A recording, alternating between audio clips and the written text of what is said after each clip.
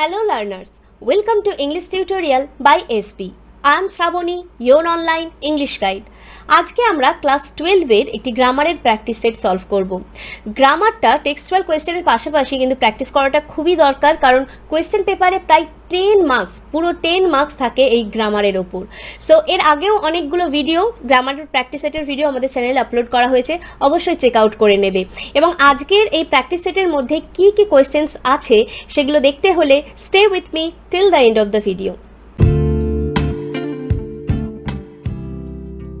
First কোয়েশ্চেনটা দেখো, many of them offered bowls of water to my father, change the voice. তার ফার্স্টেরটা কি আছে? Voice change. করার আগে আমাদেরকে দেখে নিতে হবে যে সেন্টেন্সটা কোন টেন্সে আছে। দেখো, many of them offered, offered মানে এটা কোন টেন্স? Simple past tense. কি টেন্স? পাস্ট টেন্স, তাই তো। সিম্পল পাস্ট টেন্সে আমরা কি করে ভয়েস চেঞ্জ করি না, অ্যাক্টিভ ভয়েসের অবজেক্টটা প্যাসিভের সাবজেক্ট হয়, তারপরে আমরা একটা ওয়াজ ভার্ব ব্যবহার করি অ্যাকর্ডিং টু সাবজেক্ট, তারপরে ভার্বের থার্ড ফর্ম দিয়ে আমরা প্যাসিভ ভয়েসটা করি। তাহলে এখানে অবজেক্ট কোনটা অ্যাক্টিভ ভয়েসের? বোলস অফ ওয়াটার, তাই তো। তাহলে এটা দিয়ে আমাদের সেন্টেন্সটা স্টার্ট হবে। আর বোলস মানে কি? এটা প্লুরাল নাউন আছে, তাহলে আমাদের বি ভার্ব ওয়াজ ভার্বের মধ্যে কোনটা বসবে? ওয়্যার। তাহলে আনসারটা কি হবে? Bowls of water were offered to my father by many of them. Bowls of water were offered to my father by many of them. পরেরটা দেখি চলো। Why don't you say this to the people who come to you for help and advice? I ask my father. Change the narration. তাহলে এটা narration change হবে। Narration চেঞ্জে আমাদের লক্ষ্য রাখতে হবে যে রিপোর্টিং ভার্বটা কোন টেন্সে আছে আর রিপোর্টেড স্পিচটা কোন টেন্সে আছে। এখানে আস্ক মানে সিম্পল পাস্ট টেন্সে, আর why don't you say this, don't মানে এটা কিসে আছে? সিম্পল প্রেজেন্ট টেন্সে আছে। তাহলে ন্যারেশনের নিয়ম অনুযায়ী রিপোর্টিং ভার্বটা যদি সিম্পল পাস্টে থাকে এবং রিপোর্টেড স্পিচটা যদি সিম্পল প্রেজেন্টে থাকে, তাহলে আনসারটা কিসে হবে? সিম্পল পাস্টে। দেখো, I asked my father why he didn't say, did থাকলে আমরা সবসময় ভার্বের ফার্স্ট ফর্ম ব্যবহার করি, that to the people who came to him for help and advice। আর একটা জিনিস, যখন WH ওয়ার্ড দিয়ে ইন্টারোগেটিভ সেন্টেন্স থাকে ন্যারেশনে, তখন আমরা কিন্তু দ্যাট ওয়ার্ডটা ব্যবহার করি না। জেনারেলি আমরা রিপোর্টেড ভার্বের পরে যখন আমরা ন্যারেশন চেঞ্জ করি তখন দ্যাট ওয়ার্ডটা ব্যবহার করি, কিন্তু WH ওয়ার্ড দিয়ে যখন ইন্টারোগেটিভ সেন্টেন্স থাকে ন্যারেশনে, আমরা কিন্তু দ্যাট ওয়ার্ডটা ব্যবহার করি না। ঠিক আছে, চলো পরের সেন্টেন্সটা দেখি। He decided to consult a hermit widely renowned for his wisdom. Use the underlined word as a noun and rewrite the sentence. Decided তাহলে আমাদের এখানে নাউন ফর্ম ব্যবহার করতে হবে। দেখো আনসারটা কি হবে? He took decision to consult a hermit widely renowned for his wisdom. He took decisionটা দেখো এখানে নাউন ফর্ম হয়েছে এখানে, to consult a hermit widely renowned for his wisdom. পরের সেন্টেন্সটা দেখি। The Tsar agreed with none of them. Turn into affirmative sentence.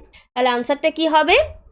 The Tsar disagreed with all of them. Disagree মানে অসম্মত, agri মানে ছিল সম্মত, মানে কারোর সাথে সম্মত হয়েছিল না। এখানে আনসারে কি বলা হচ্ছে? সবার সাথে অসম্মত হয়েছিল। দেখো এই ধরনের সেন্টেন্সে কিন্তু মিনিংটা একই রাখতে হবে, মিনিং চেঞ্জ করলে হবে না। এইভাবেই সেন্টেন্সগুলোকে অ্যাফার্মেটিভ বা নেগেটিভে ট্রান্সফর্ম করতে হয়। ঠিক আছে, next. The Shiva temple, which made Rameswaram so famous to pilgrims, was about a 10-minute walk from our house. Split into two simple sentences. তাহলে এখানে দুটো সেন্টেন্সে, সিম্পল সেন্টেন্সে আবার স্প্লিট করতে হবে, মানে ভাগ করতে হবে। দেখো আনসারটা কি হবে? The Shiva temple made Rameswaram so famous to pilgrims, এটা একটা সেন্টেন্স। It মানে the Shiva temple, it was about a 10-minute walk from our house. তাহলে কি হলো? The Shiva temple made Rameswaram so famous to pilgrims, এটা একটা sentence. আর next sentence, it was about a 10-minute walk from our house। ঠিক আছে, চলো next দেখি। Thou art more lovely and more temperate, change into positive degree. মোর দেখেই তোমরা বুঝতে পারছো যে এটা কম্পারেটিভ ডিগ্রিতে আছে, এটাকে আমাদের কি করতে হবে? পজিটিভ ডিগ্রিতে। পজিটিভ মানে কি? শো অ্যাস বা অ্যাস। ঠিক আছে, দেখো সেন্টেন্সটা কি হবে।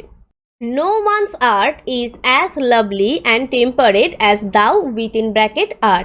No one's art is as lovely and temperate as thou art. You have already been answered. Use the underlined word as a noun and rewrite the sentence. You have already been answered. এখানে answeredটা verb এ আছে, verb হিসেবে ব্যবহার হয়েছে, এর noun form ব্যবহার করতে হবে। তাহলে noun formটা কি হবে দেখো, your answer has already been given. Your answer has already been given. পরেরটা দেখো, you alone can help me though I don't deserve it. You alone can help me though I don't deserve it. Change into simple sentence. In spite of being unable to deserve it, you alone can help me. Next. The sun's rays fill the hollow full of light. Change the voice. The sun's rays fill the hollow full of light. Voice change করতে হবে। এখানে সেন্টেন্সটা কিসে আছে দেখেই বুঝতে পারছো, feel আছে মানে এটা আছে আমাদের প্রেজেন্ট টেন্সে, সিম্পল প্রেজেন্ট টেন্সে। এখানে অবজেক্ট কোনটা, দ্য হলো, তাহলে দ্য হলো দিয়ে সেন্টেন্সটা স্টার্ট হবে। দেখো, the hall is filled full of light by the sun's rays. এটা খুব ইজি ছিল, the hall is filled full of light by the sun's rays. Next সেন্টেন্সটা দেখো, all the answers being different, the jar agreed with none of them. Split it into two simple sentences. আবার এটাকে দুটো simple সেন্টেন্সে আমাদের ভাগ করতে হবে। all the answers being different মানে আনসারগুলো ডিফারেন্ট হওয়ায় the jar agreed with none of them, কারোর সাথে এগ্রি করেছিল না। এই jar agreed with none of them এটা আমাদের একটা ছিল কি নেগেটিভে ছিল, অ্যাফার্মেটিভে করতে হবে, ঠিক আছে? তাহলে এটাকে কিভাবে স্প্লিট করতে হবে দেখো, all the answers were different, the jar agreed with none of them. All the answers were different, এটা first sentence. The jar agreed with none of them, এটা সেকেন্ড সেন্টেন্স, ঠিক আছে? দেখো দুটোই কিন্তু সিম্পল সেন্টেন্সে আছে। নেক্সট সেন্টেন্সটা দেখি, I do not recall the exact number of people she fed every day. Transform into affirmative sentence. তাহলে এখানে নট আছে মানে এটা নেগেটিভ, তাহলে এটাকে হ্যাঁবাচক করতে হবে। আই ডু নট রিকল মানে আমি মনে করতে পারি না, তাহলে আমি কি, আমি ভুলে যাই, আমি ভুলে গেছি এরকম। তাহলে সেন্টেন্সটা কি হবে, I forget the exact number of people she fed every day.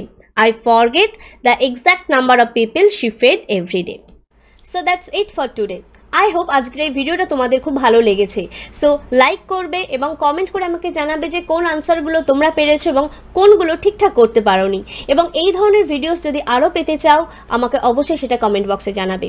And if you are new viewer of my channel and if you like this video please click the subscribe button and also click the bell icon to get more updates. So that's it. Thank you for watching. See you in our next video. Till then, keep practicing and keep learning.